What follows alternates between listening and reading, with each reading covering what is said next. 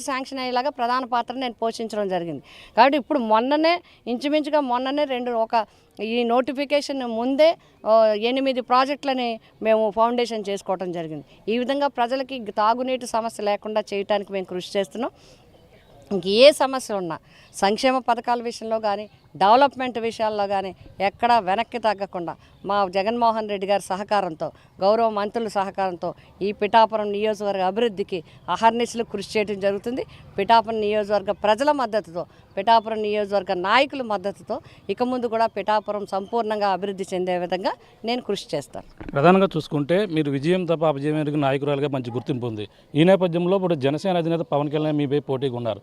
ఆయన ఏ విధంగా ఢీకొనుకుంటారు? రాష్ట్రంలో చూసుకుంటే ప్రధానంగా 3 నియోజకవర్గాల్లో లోకేష్పై కావచ్చు, అలాగే బాలకృష్ణపై కావచ్చు, పవన్ కళ్యాణ్ ముగ్గురు కూడా మహిళలు ఢీకొట్టబోతున్నారు. ఈ పరిణామాలను ఎలా చూడాలంటారు? ఇది మా జగన్మోహన్ రెడ్డి గారికి, మా నాయకుడికి మహిళల మీద ఉన్న నమ్మకం, గౌరవం.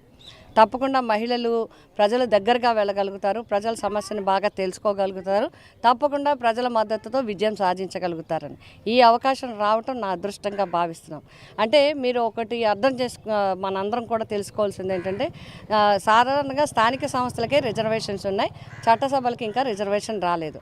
అయినప్పటికీ కూడా ముఖ్యమంత్రి గారు 20 మంది ఎమ్మెల్యేలుగా 20 మందికి మహిళలకు అవకాశం ఇవ్వడం జరిగింది. గతంలో 4 ఎంపీలుగా 4కి మాకు అవకాశం ఇవ్వడం జరిగింది. 4 ఓపెన్ కేటగిరీలో మేము 4 విజయం సాధించాం. అదేవిధంగా ఇప్పుడు కూడా తప్పకుండా విజయం సాధిస్తారనే నమ్మకంతో మాకు అవకాశం ఇవ్వడం జరిగింది.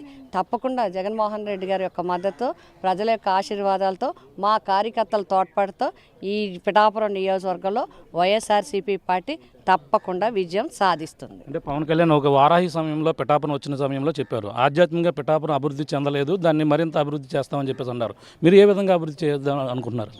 ఆధ్యాత్మికంగా చారిత్రాత్మకమైన హిస్టరీ ఉంది పిఠాపురం నియోజకవర్గం అంటే ఒక అత్యంత ప్రతిష్టాత్మకమైన చరిత్ర కలిగిన నియోజకవర్గం ఏదైనా ఉంది అంటే ఈ పిఠాపురం నియోజకవర్గం. ఎందుకంటే దేశంలో 3 గయాక్షేత్రాలు ఉన్నాయి. శిరోగయ, నాభిగయ, పాదగయ పిఠాపురంలో ఉంది. దేశంలో 5 మాధవ క్షేత్రాలు ఉన్నాయి. పంచమాధవ క్షేత్రాలు ఉంటే కుంతి మాధవ క్షేత్రం పిఠాపురంలో ఉంది. దేశంలో అష్టాదశ శక్తిపీఠాలు ఉన్నాయి, 18లో 10వ శక్తిపీఠం పిఠాపురంలో ఉంది.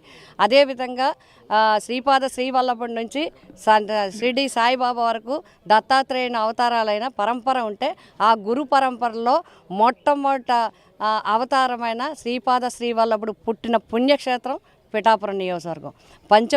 త్రిముఖ లింగేశ్వర స్వామి ఉన్న నియోజకవర్గం పిఠాపురం నియోజకవర్గం.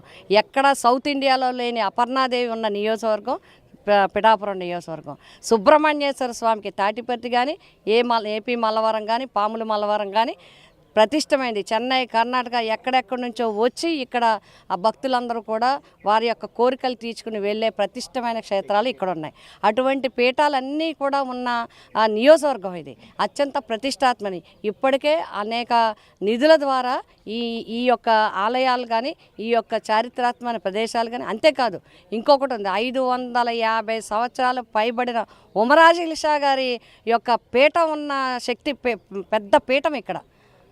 అది ఇప్పుడు చరిత్ర చాలా పెద్ద చరిత్ర. 550 సంవత్సరాల కింద నుంచి కూడా ఉమరాజుల షా గారు వారి గురు పరంపర ఉన్న చరిత్ర కలిగిన పట్టణం ఇది.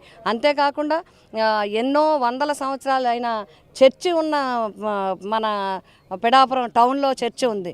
ఇటువంటి అన్ని మతాలకి అందరికీ అతీతమైన ఉన్న చరిత్ర కలిగిన పిఠాపురం ఇది. దాన్ని అన్ని రకాలుగా ఇప్పటికే చాలా వరకు అభివృద్ధి ఉన్నాయి, ఇంకా తప్పకుండా అభివృద్ధి ఉంది. కాబట్టి ప్రభుత్వం ద్వారా మేము అభివృద్ధి చేయడానికి చేస్తాం.